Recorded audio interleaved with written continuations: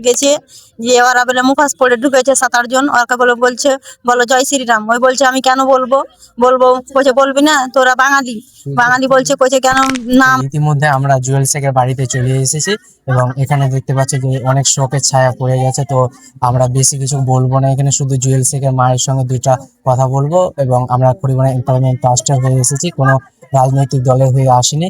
সুতরাং আমরা সমবেদনা জানাতে এসেছি এবং জুয়েল শেখের মায়ের দুটি কথা জানবো যে তারা কি চায়। একটু জুয়েল শেখের মায়ের সঙ্গে কথা বলার চেষ্টা করবো, চলো এসো। দেখতে পাচ্ছ যে শোকের ছায়া কিন্তু ইতিমধ্যে ঘরে পড়ে গেছে। তো আমরা জানতে চাইবো জুয়েল শেখের মায়ের কাছে যে মর্মান্তিক ঘটনাটি ঘটে গেছে, যে হত্যা করা হয়েছে নির্মম ভাবে।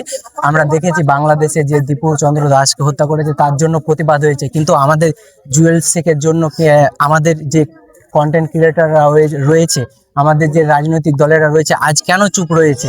আজ কেন তারা মুখ খুলছে না এই জুয়েল শেখের জন্য? আমি জানতে চাইবো যে বিষয়টা কি হয়েছিল।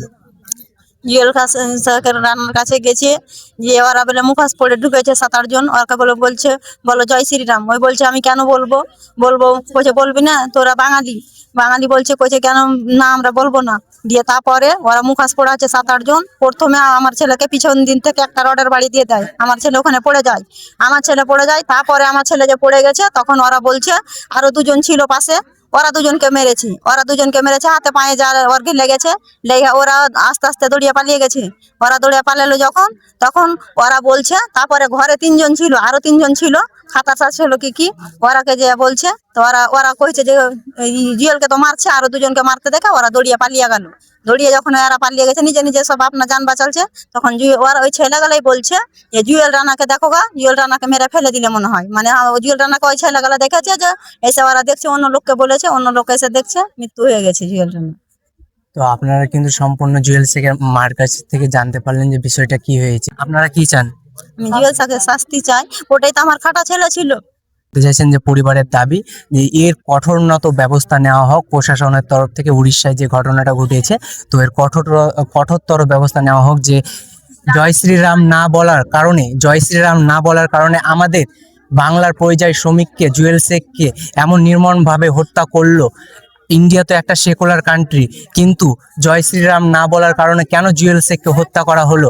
আর এই দাবি কিন্তু পরিবার কিন্তু সবাই চাইছে, সবাই এখানে আমাদের বাংলার সবাই পরিযায়ী শ্রমিকরাও দাবি চাইছে। এইরকম ভাবে নির্মম ভাবে হত্যা করেছে জুয়েল শেখকে, তার কঠোরতর ব্যবস্থা কিন্তু আমরা চাই। এর কিন্তু আমরা দাবি চাই সবাই, পরিবারের সবাই।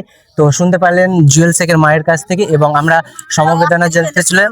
আমার 2টা মেয়ে, একটাই ছেলে, বাড়ির অভাব দেখে আমার ছেলে বাইরে গেছে। আমি এখন কি করে আমার ছেলে পিলাকে আমি পড়াশোনা করাবো? তো আপনারা বুঝতে পাচ্ছেন যে এই সময়টা কি হতে পারে একটা পরিবারের প্রতি। একটাই মাত্র সন্তান, আর সেই সন্তান চলে গেলে বাবা মায়ের যে ভরসা, সেটাও এখন কি এই পরিবারে কি হবে তাদেরকে নিয়ে চিন্তা। তো আপনারা এই শোকের ছায়াতে আমি আর বেশি কিছু বলতে চাইবো না, যে এর বিচার কিন্তু আমরা চাইছি। তো এখান থেকে আমরা শেষ করছি, ধন্যবাদ। এবং আমাদের যে সমবেদনা জানাতে এসেছিলাম এমপ্লয়মেন্ট ট্রাস্টের হয়ে, তার জন্য আমরা জুয়েল শেখের মাকে বলবো যে সান্ত্বনা বজায় থাকুক। এবং যেই শাস্তি, অবশ্যই আমাদের সরকারের প্রশাসনের কাছ থেকে দাবি চাই যে এর কিন্তু শাস্তি হোক, কঠোর হোক। আমার বুক থেকে তো ছেলে কেটে নিলে আমাকে ছেলে ফেরত দিতে পারবেন কি? এরকম তাকে জানে এরকম শাস্তি দেয়, আমার বুক তো খালি করে দিলে। আমার তো একটাই ছেলে ছিল, আমি অন্যদিকে তাকাতে পারবো না। তাহলে বুঝতে পারছেন, কঠোরতর যেন শাস্তি দেওয়া হোক সেই আসামিদের।